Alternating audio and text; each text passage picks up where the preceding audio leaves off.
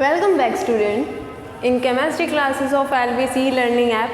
तो हमारी जो है चैप्टर सेकंड चल रहा है और चैप्टर सेकंड का जो है आज लास्ट लेक्चर है और इस लास्ट लेक्चर में अपन बात करने वाले हैं अब नॉर्मल मोलर मास के बारे में। उससे पहले जो है वो मैं कुछ चीज़ें जो आपको शायद जो है जब क्वेश्चन सॉल्विंग के टाइम कुछ फॉर्मूलाज को मॉडिफाई करना होता है तो वो मॉडिफिकेशंस कुछ मैं आपको बताऊंगी। और अभी तक अपन ने जो 4 कॉलिगेटिव प्रॉपर्टीज़ पढ़ी है उन कॉलिगेटिव प्रॉपर्टीज़ के बारे में भी मैं आपको बताऊंगी। देखिए, तो हमने जो है लास्ट लेक्चर में पढ़ी थी कॉलिगेटिव प्रॉपर्टीज़ के बारे में। Colligative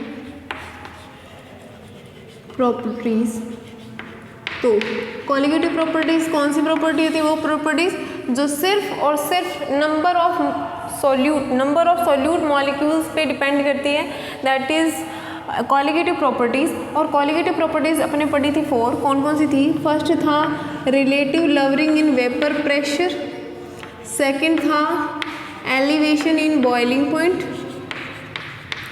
elevation in boiling point. Third अपन ने पढ़ा था depression in freezing point, and fourth we had learned about osmotic pressure, osmotic pressure। तो ये 4 कॉलिगेटिव प्रॉपर्टी अपन ने पढ़ी थी और इन चारों कॉलिगेटिव प्रॉपर्टीज़ के फॉर्मूलाज अपन ने बनाए थे। देखिए, relative lowering in vapour pressure का फॉर्मूला क्या बनाया था अपन ने? ये था equal to XB। Elevation in boiling point को डेल्टा TB बोला था मैंने। डेल्टा TB होता है TB minus T naught B और इसका फॉर्मूला होता है KB dot molality. Depression in freezing point delta TF था और delta TF is equal to था T note F minus TF और ये था KF dot molality. Osmotic pressure को मैंने पाई से डिनोट किया था और पाई इज इक्वल टू था मोलैरिटी इंटू RT, या फिर ये था, इसको हम लिख सकते हैं nRT अपॉन V। तो ये फॉर्मूले अपन ने पढ़े। देखो, relative lowering vapour pressure is equal to XB है और इस XB को मैं थोड़ा और मॉडिफाई भी कर सकती हूँ इस फॉर्मूले को। कैसे? देखिए, इधर साइड में थोड़ा सा मैं मॉडिफिकेशन कर रही हूँ इस फॉर्मूले का। देखो, RLVP is equal to XB। XB क्या आता है? NB upon NA plus NB, और मैं मान रही हूँ NA बहुत ज़्यादा है तो NB को नेग्लिजिबल मान के छोड़ दिया। NB क्या होता है? Weight of WB upon MB, weight of solute upon molar mass of solute into weight of solvent into molar mass of solvent. अगर मैं ऊपर नीचे 1000 और 1000 से मल्टीप्लाई कर दूँ तो ये जो फॉर्मूला बन के आ रहा है, ये वाला फॉर्मूला, ये मोलैलिटी का बन के आ रहा है। तो इसको हम लिख सकते हैं molality into MA upon molality into MA upon 1000। तो इसको मैं क्या लिख सकती हूँ? Molality into MA upon 1000। तो RLVP का फॉर्मूला थोड़ा और मॉडिफाई भी कर सकते हैं। देखो, ये चीज़ जो है वो आपको बुक में नहीं मिलेगी, बट इस फॉर्मूले पे क्वेश्चंस दिए हुए हैं बुक के अंदर, तो उनको करने के लिए इस चीज़ का आना आपको ज़रूरी है। तो मैंने बता दिया आपको कि क्या है मोलैलिटी इनटू ये क्या है? Molar mass of solvent upon 1000। तो ये RLVP का फॉर्मूला है। अब इन फॉर्मूलों का यूज़ अपन करते हैं मोलर मास निकालने में। तो अगर अपने को किसी की भी कॉलिगेटिव प्रॉपर्टी पता है तो हम निकाल सकते हैं उसका मोलर मास। और कॉलिगेटिव प्रॉपर्टी पता करने के लिए अपने को चाहिए कि कितने मॉलिक्यूल्स ऑफ सोल्यूट प्रेजेंट है सॉल्यूशन के अंदर। तो इन सब चीज़ों को अपन देखते हैं। अब बात आ जाती है अब नॉर्मल मोलर मास की। ठीक है, देखिए क्या है अब नॉर्मल मोलर मास क्या है।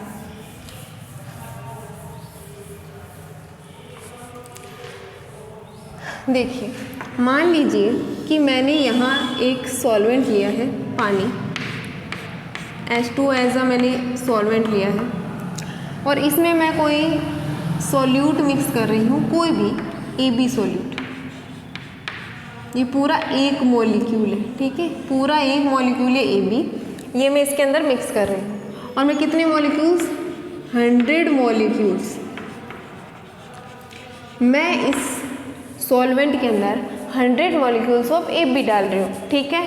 और उसके बाद में पहले मैं इस मान लो ये जो भी सॉल्वेंट है H2O, मैंने H2O का पहले वेपर प्रेशर कैलकुलेट किया, AB को डालने के बाद कैलकुलेट किया, और फिर मैंने सारी कैलकुलेशन बिठा के और मैंने क्या निकाला, मोलर मास। अब मोलर मास कैसे निकालती हूँ मैं मोलर मास कैसे निकालती हूँ, मैं निकालती हूँ देखो WB/RLVP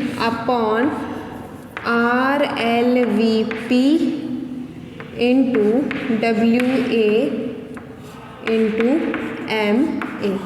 यही फॉर्मूला था अपना। RLVP is equal XV, XV में से ये MB मैंने इधर निकाल लिया, फिर MB, B क्या होता है, मोलर मास ऑफ सोल्यूट, मैं ऐसे निकालूंगी ना, तो ये मैं निकालूंगी, ठीक है। तो एक बात देखिए, मैं यहाँ से जो मोलर मास कैलकुलेट करूँगी वो मैं मोलर मास किसका, पूरे AB, इस पूरे के पूरे मॉलिक्यूल का कैलकुलेट करूँगी। बट कई बार क्या होता है, कुछ मॉलिक्यूल्स में जो है वो डिसोसिएशन या फिर एसोसिएशन हो जाता है, ठीक है। तो मैं 100 मॉलिक्यूल्स ऑफ AB डाल रही हूँ, तो मैं 100 मॉलिक्यूल्स ऑफ AB के हिसाब से सारी कैलकुलेशन करूँगी और उसके हिसाब से मैं क्या निकालूंगी, जो मेरी कोलिगेटिव प्रॉपर्टी है वो। बट कई सोल्यूट ऐसे होते हैं जो सॉल्यूशन में मिलाने के बाद, जिनको जैसे ही आप सॉल्यूट में सॉल्वेंट में डालते हो वो टूट जाते हैं, डिसोशिएट हो जाते हैं, या फिर क्या होते हैं, आपस में एसोसिएट हो जाते हैं। तो जितने मॉलिक्यूल्स आपने डाले हैं, क्या उतने मॉलिक्यूल्स अंदर होंगे, नहीं होंगे। मान लो मैं 100 मॉलिक्यूल्स ऑफ AB डाल रही हूँ और AB अंदर जाने के बाद A अलग हो जाता है, B अलग हो जाता है, तो मतलब 100 तो A के मॉलिक्यूल हो गए और 100 हो गए B के मॉलिक्यूल। मॉलिक्यूल्स क्या हो गए, डबल, है ना, मतलब पूरा का पूरा टूट गया। 100 के 100 मॉलिक्यूल अलग अलग हो गए, तो मेरे को 200 मॉलिक्यूल मिले। अब मैं कैलकुलेशन कर रही हूँ 100 मॉलिक्यूल के हिसाब से, सॉल्यूशन के अंदर है 200 मॉलिक्यूल्स, तो मेरी जो कैलकुलेशन है वो गलत आएगी कि नहीं आएगी, ऑब्वियसली मेरी कैलकुलेशन गलत आएगी। मतलब जो RLVP का फॉर्मूला मैं यूज़ कर रही हूँ, RLVP is equal to XB, इस फॉर्मूले के अंदर से जब मैं निकालूंगी तो मैं XB निकालने के लिए नंबर्स ऑफ सोल्यूट क्या रखूँगी, मैं तो रखूँगी मान लो, अरे मॉलिक्यूल्स नहीं, चल मैं मोल बोल देती हूँ, मैं बोल दूँ इसको मैंने 2 मोल ऑफ AB डाले, तो मैं 2 मोल इसको मानूंगी और 2 मोल मान के XB निकालूंगी ना मैं। तो अभी अंदर जाने के बाद तो 2 ये अलग हो गए और 2 ये अलग हो गए, दोनों अलग हो गए, मतलब टोटल कितने मोल मिल गए मेरे को, 4 मोल, है ना। ये बात मुझे नहीं पता थी कि अंदर जाके टूट रहा है, तो मैंने कैलकुलेशन 2 मोल के हिसाब से की, और 2 मोल के हिसाब से किया तो RLVP क्या आएगा, गलत आएगा, है ना। तो अगर ऐसा कोई सोल्यूट आप मिक्स कर रहे हो जो टूट नहीं सकता, या जो जैसा है वैसा का वैसे रहता है, उनके लिए तो अपनी सारी कैलकुलेशन सही है। लेकिन अगर आप ऐसा कोई सोल्यूट डाल रहे हो जो सॉल्वेंट में डालने के बाद टूट जाता है या एसोसिएट हो जाता है, तो आपकी कैलकुलेशन क्या हो जाती है, गड़बड़ हो जाती है। और इन गड़बड़ से बचने के लिए वांट ऑफ नाम के साइंटिस्ट ने दिया था वांट ऑफ फैक्टर I, कि आप अपनी कैलकुलेशन को I से मल्टीप्लाई करो और वो I क्या देगा आपको, एग्जैक्ट डेटा देगा। अब I क्या है देखो, तो एक बात बताइए कि अगर आप जो कोलिगेटिव प्रॉपर्टी कैलकुलेट करोगे वो कोलिगेटिव प्रॉपर्टी इक्वल नहीं आएगी कोलिगेटिव प्रॉपर्टी बाय ऑब्जर्व्ड की, ठीक है। मतलब आप 2 मोल के हिसाब से कोलिगेटिव प्रॉपर्टी कैलकुलेट करोगे और 2 मोल के हिसाब से कैलकुलेशंस आनी चाहिए थी, बट अगर आप एक्सपेरिमेंट से ऑब्जर्व करोगे तो वो नहीं आएगी। मतलब कोलिगेटिव प्रॉपर्टी जो थ्योरेटिकल है वो उससे अलग आ रही, क्योंकि वो टूट रहा है, ठीक है। तो I क्या होता है, I होता है colligative property observed upon colligative property theoretical, ठीक है।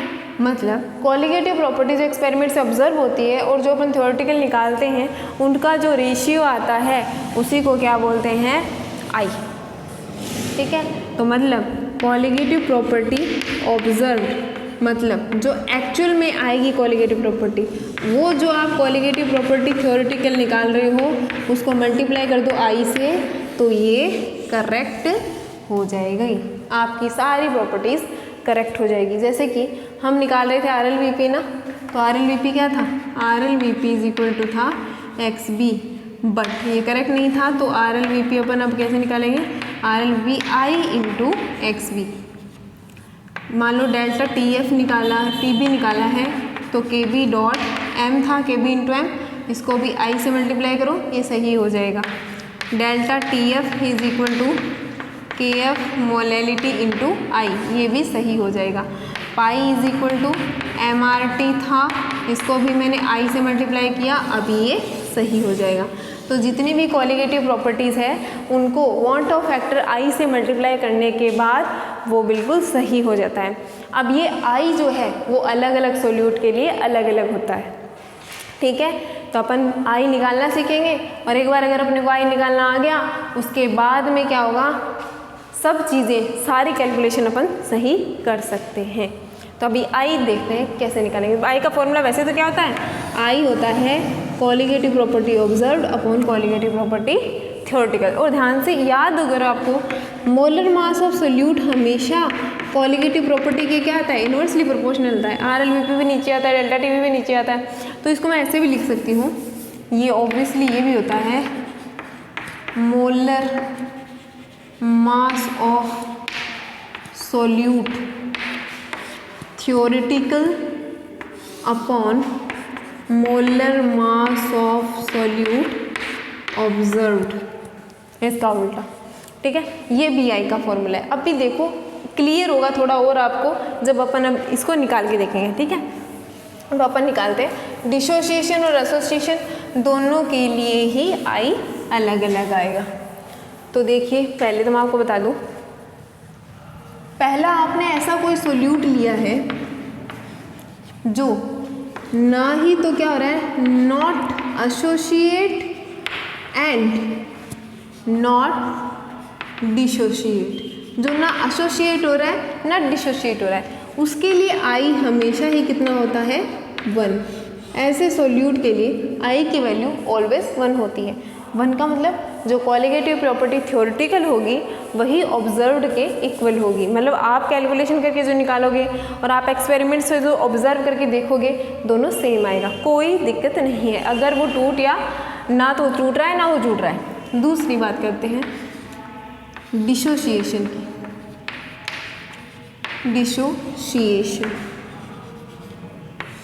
डिसोसिएशन का मतलब सॉल्यूट टूट रहा है। तो मान लो कि एक कोई भी सॉल्यूट है, सॉल्वेंट है ए, इसमें मैं बी डाल रही हूँ और ये बी जो है वो टूट जाता है, ठीक है। अगर मैं 1 मोल बी डालती हूँ तो अंदर जाके कितने बना लेता है, 2, 3, मान लो n मोल में, ठीक है। तो मैं क्या बोल दूँ, मैं बोल दूँ कि कोई BN सोल्यूट है जिसको जब जैसे ही आप पानी में डालते हो वो n मॉलिक्यूल्स ऑफ बी में टूट जाता है, ठीक है।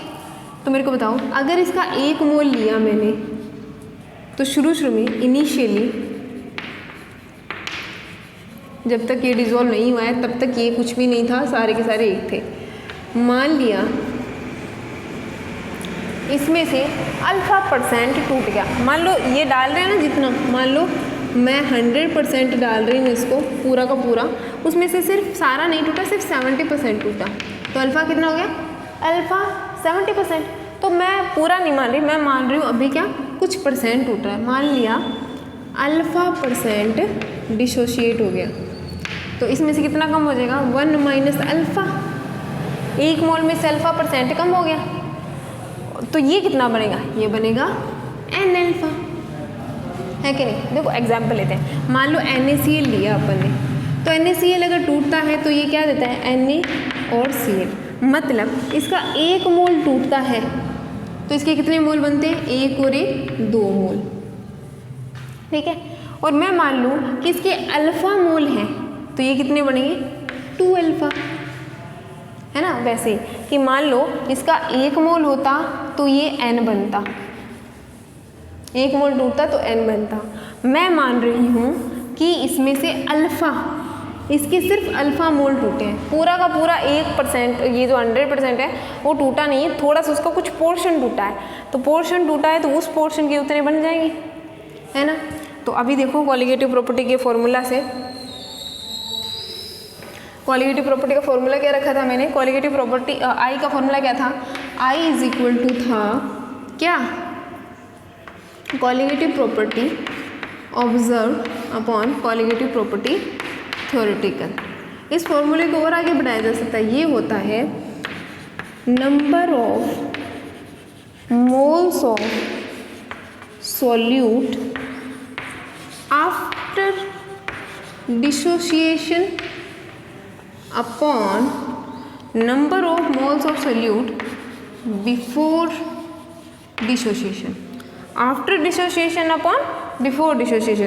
तो देखो आफ्टर डिसोसिएशन कितने मोल हैं, इतने मोल तो इसके बचे हैं 1 माइनस अल्फ़ा, पूरे 1 मोल थे, 1 मोल में से अल्फ़ा मोल तो टूट गए, तो कितने बचे 1 माइनस अल्फ़ा, ये और इसके n अल्फ़ा बन गए, तो 1 minus alpha plus n alpha total ये पूरे बचे हैं ना सॉल्यूशन के अंदर, ठीक है।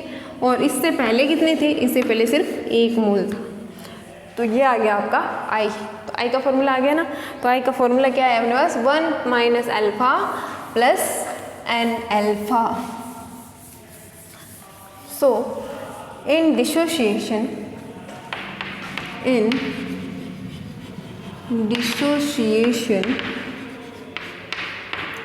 if solute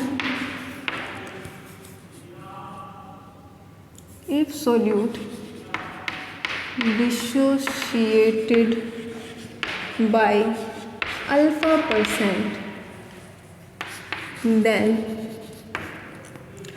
I is equal to 1 minus alpha plus n alpha, upon में 1 है उसको तो छोड़ ही दो।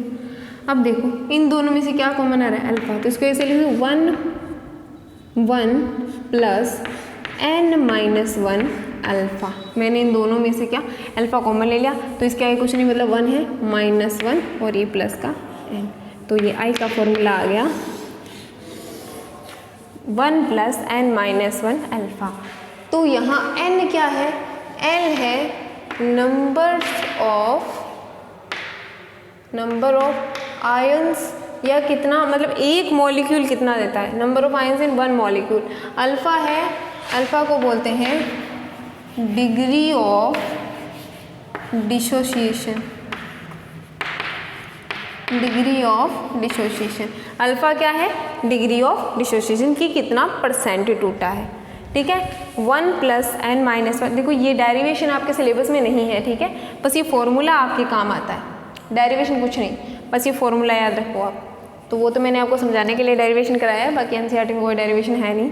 तो I is equal to 1 plus n minus 1 alpha. देखो एक क्वेश्चन करके देखते हैं तब ज़्यादा क्लियर हो जाएगा।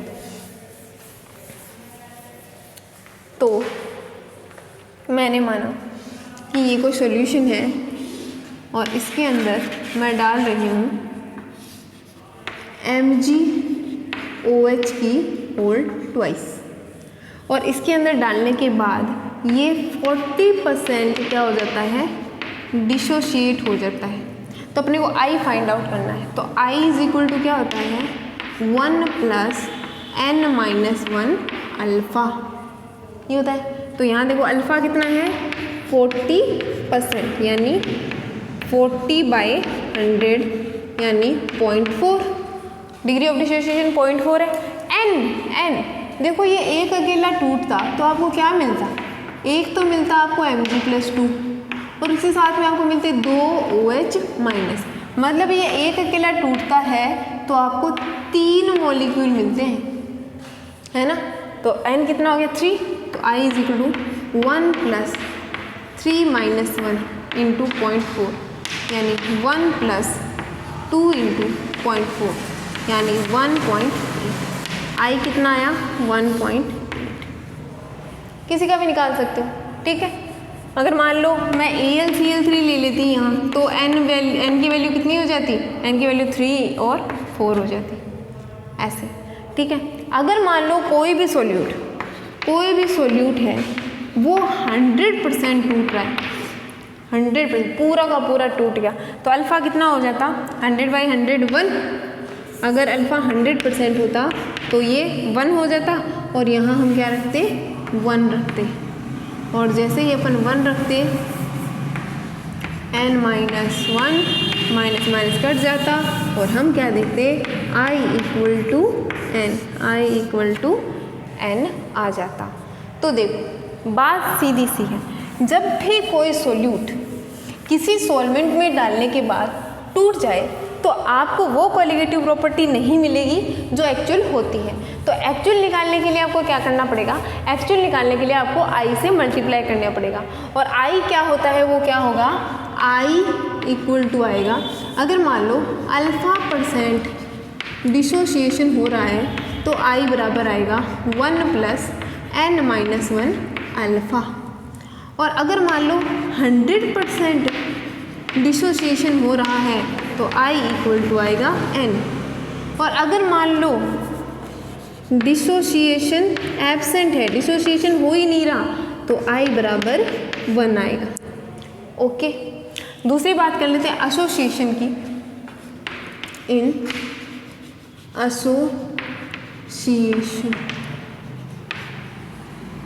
एसोसिएशन क्या होगा, मान लो मेरे पास n मॉलिक्यूल ऑफ A है, सॉल्यूशन में डालने के बाद AN बन जाते हैं, मतलब इसके n मॉलिक्यूल मिलके कितना बना रहे हैं, 1 मॉलिक्यूल बना रहे हैं, है ना, एसोसिएशन हो रहा है, ठीक है।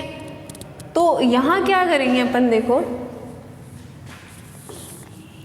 यहाँ क्या हो जाएगा, यहाँ ऐसे कर लेते हैं कि मान लो इसका 1 मोल के एसोसिएशन से, ठीक है, इसके 1 मोल के अंदर एसोसिएशन ये मान लो Na = An,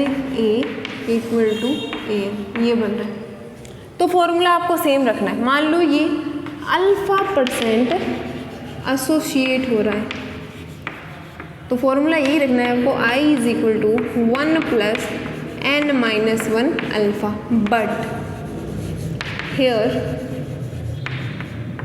n = क्या होगा, ये Z-1 कर रही हूँ, तो यहाँ पे Z = क्या होगा, 1/n, बस इतना सा अंतर है। देखो डेरिवेशन NCERT में नहीं दिया, डेरिवेशन आपके सिलेबस में भी नहीं है, तो मैं नहीं सोचती कि आपको डेरिवेशन करने की ज़रूरत है, फिर भी नोट्स में तो फिर भी मैं डेरिवेशन थोड़ा सा लिख के दूंगी, लेकिन अपने को सिर्फ ये फॉर्मूला याद रखना है। तो एसोसिएशन के लिए होता है 1 + Z-1 अल्फ़ा, और उसके लिए होता है 1 + n-1 अल्फ़ा, यहाँ Z 1/n की इक्वल, जैसे कि यहाँ मान लो 4 A मिलकर A4, मतलब एक अकेला A बनाते हैं, तो 1/4 हो जाएगा। देखो मैं मान लो आपको मैं बोलूँ कि ये जो है 4A मिलके A4 का एक मॉलिक्यूल बनाते हैं, और इसका एसोसिएशन हो रहा है सिर्फ 40% एसोसिएशन है, तो अल्फ़ा कितना हो गया, 0.4, तो अपन निकालते हैं I = 1 + 1/4 - 1 × 0.4। आप निकालोगे ना तो आप देखोगे यहाँ पे कि अल्फ़ा जो है, ये जो I जो है वो 1 से कम आएगा। देखो डिसोसिएशन में I ऑलवेज ग्रेटर देन 1 आता है, और एसोसिएशन के लिए अंदर I ऑलवेज लेस देन 1 आता है, और 100% एसोसिएशन में I = n आता है, I = Z आएगा, Z यानी 1/n ऐसे आएगा, ठीक है जी। तो ये डेरिवेशंस आपके नहीं हैं, बट आप अपनी कोलिगेटिव प्रॉपर्टीज़ को सही कर सकते हो I से मल्टीप्लाई करके। तो I जो है वो अलग अलग सोल्यूट्स के लिए अलग अलग मिलेगा आपको, और वो आपको निकालना पड़ेगा। तो I निकालने के लिए आप क्या करोगे, I निकालने के लिए आपको करना सिर्फ इतनी सी बात है कि आप देखो कि कितने मॉलिक्यूल्स टूट रहे हैं, डिग्री ऑफ डिसोसिएशन क्या है, और डिग्री ऑफ डिसोसिएशन पता लगने के बाद तो सारा हो ही जाता है, कोई ज़्यादा लंबी चौड़ी बात है ही नहीं, ठीक है। तो एसोसिएशन वाला एक बार मैं आपको करके दिखा देती हूँ। तो देखो मान लो n मॉलिक्यूल ऑफ A मिलके क्या बना रहे हैं, AN बना रहे हैं। मान लो कि मैंने लिया इसका 1, तो इनिशियली इसका कुछ नहीं बना, मैंने मान लिया इसके 1 मोल में से अल्फ़ा मोल टूट गए और वो आपस में जुड़ गए। तो मेरे को एक बात बताओ, ये अल्फ़ा अपॉन n बनेगा ना, है ना। जैसे मैं बोलूँ इसके 4 मॉलिक्यूल मिलके 1 बनाते हैं, तो इसके n मॉलिक्यूल कितने बनाएंगे, n/4 ही तो करोगे, ऐसे ही तो करते हैं अपन। तो यही करते हैं, मैंने अल्फ़ा इसका 1 मॉलिक्यूल इसके n मॉलिक्यूल मिलके 1 बनाते हैं, तो इसके अल्फ़ा कितने बनाएंगे, अल्फ़ा अपॉन n। तो ये I का फॉर्मूला अपने पास आता है, I is equal to number of moles of solute after association upon number of moles of solute before association। तो आफ्टर एसोसिएशन तो ये 1 minus alpha plus alpha upon n है, ठीक है। तो ये आ गया 1 minus alpha plus 1 upon alpha, अपने पास I आया है 1 minus alpha plus alpha upon n। तो लेटस अज्यूम मैं अज्यूम करी हूँ 1 अपॉन n is equal to z। So I is equal to 1 minus alpha plus z alpha, तो ये आ जाएगा 1 प्लस z माइनस 1 अल्फ़ा। ये मैंने ऐसे निकाला, ठीक है जी।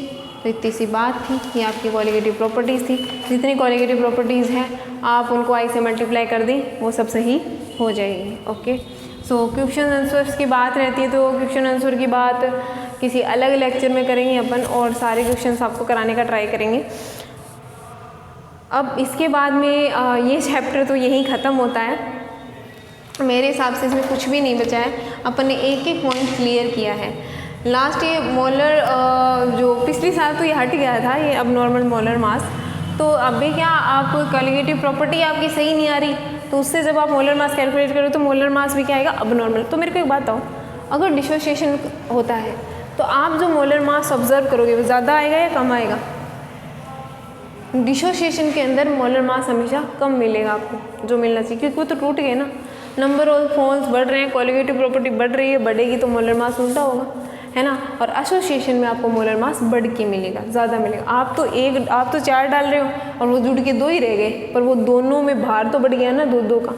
तो बस वही बात है, अगर मान लो डिसोसिएशन होता है तो कॉलिगेटिव प्रॉपर्टी इंक्रीज़ हो जाती है, मोलर मास डिक्रीज़ हो जाता है। मतलब आपको मिलता है, ऐसे वेरिएशन ऐसे आता है कि आपको कॉलिगेटिव प्रॉपर्टी बढ़ी हुई मिलती है और मोलर मास घटा हुआ मिलता है। और अगर एसोसिएशन हो जाता है तो आपको मोलर मास जो है वो बढ़ा हुआ मिलेगा और कॉलिगेटिव प्रॉपर्टी घटी हुई मिलेगी। तो ये कुछ बातें थी इस चैप्टर के बारे में, सॉल्यूशन के बारे में। एक एक पॉइंट को अपन ने क्लियर किया है, सारी बातें अपन ने पढ़ी है। I hope you guys enjoy this chapter, and ये चैप्टर बहुत इंपॉर्टेंट चैप्टर है नीट के वे में, जेई के वे में और तुम्हारे 12th के वे में। तो प्लीज़ नोट्स जो है वो अपलोड कर दिए गए हैं इसके, तो अपनी नोटबुक के अंदर अच्छे से नोट्स बनाइए। नोटबुक आपकी चेक कर दी जाएगी किसी भी दिन, तो प्लीज़ अपने नोट्स कंप्लीट रखिए, चेक करेंगे नोटबुक को और टेस्ट भी इसका हो जाएगा। सो नेक्स्ट चैप्टर स्टार्ट करेंगे, तो नेक्स्ट चैप्टर के नोट्स भी ऐसे ही करने हैं, उसी नोटबुक में जो है इसके आगे वाले चैप्टर के नोट्स आपको स्टार्ट करने हैं। So that is it for today student. I will meet you in next class with a new and fresh chapter.